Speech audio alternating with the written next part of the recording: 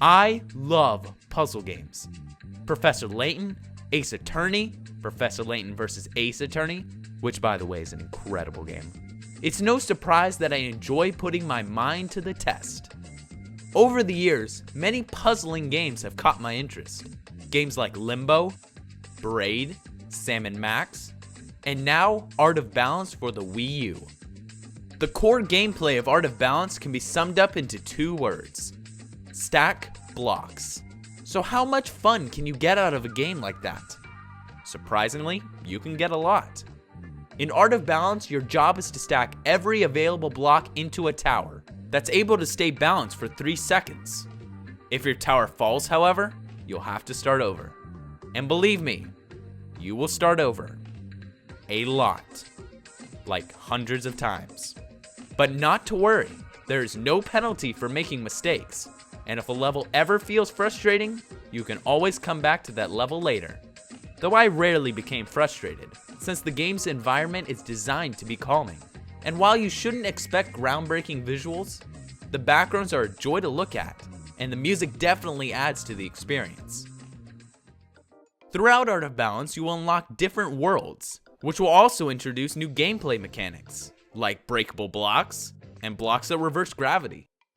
These changes keep the game fresh while you play through each of the 200 unique levels. And since the only requirement is to create a balanced structure, you'll have many opportunities to solve these puzzles in creative ways.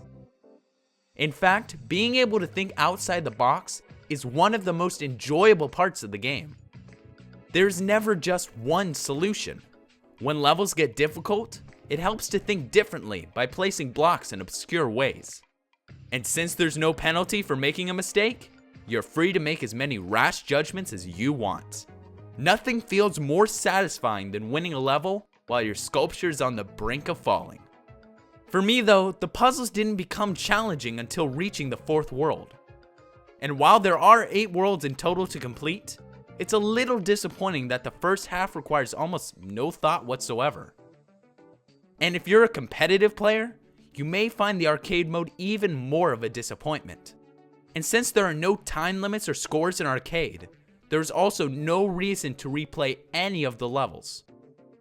So once you finish all 200 puzzles, you're done. With arcade mode, that is. There are also 3 other modes to choose from: Endurance, Tower Tumble, and Swift Stacker, which in addition to arcade, can be played with up to 5 players at once. If you're a competitive player, you'll most likely find yourself playing Endurance and Swift Stacker.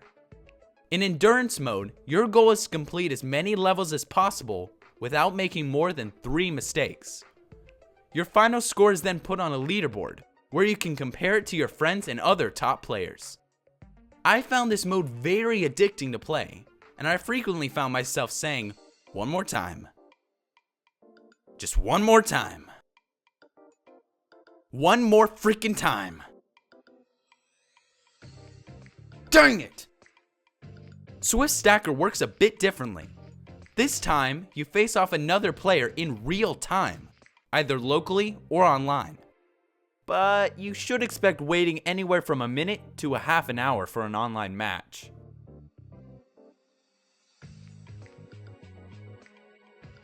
The first player to complete a level gets a point. Whoever manages to rack up 4 points is the winner, and your win or loss is added to your online stats. If you're playing locally, you can also choose whether to play 5, 7, or 9 rounds, depending on how long you want to play.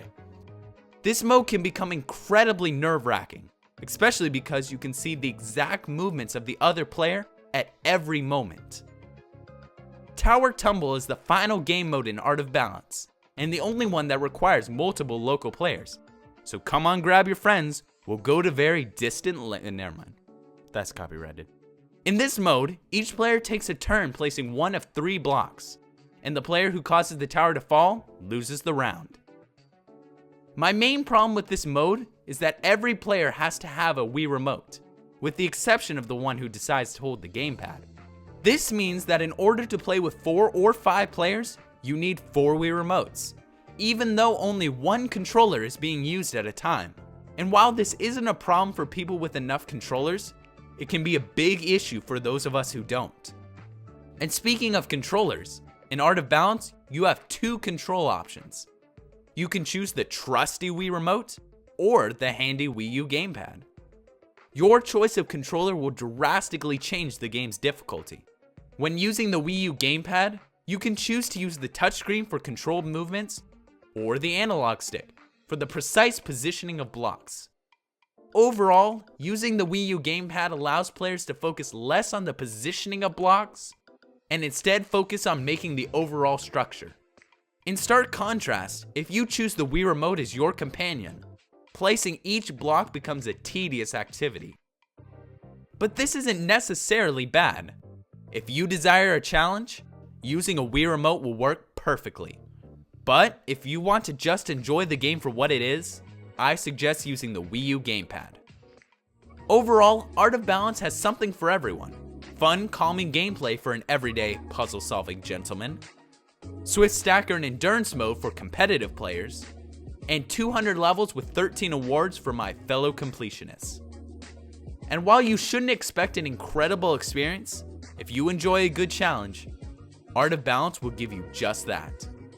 So this has been a Beta64 review of Art of Balance on Wii U. Thanks for watching.